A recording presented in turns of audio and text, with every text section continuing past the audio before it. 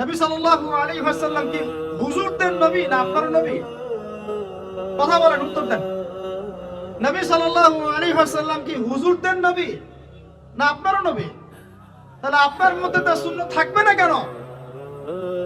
আপনার চেহারায় দাড়ি নাই কেন? আপনার প্যান্টটা টাকনোর নিচে কেন? কেন আপনি নবী সাল্লাল্লাহু আলাইহি ওয়াসাল্লামের জীবনী সারা জীবনে একবার পড়ে দেখতে পারলেন না?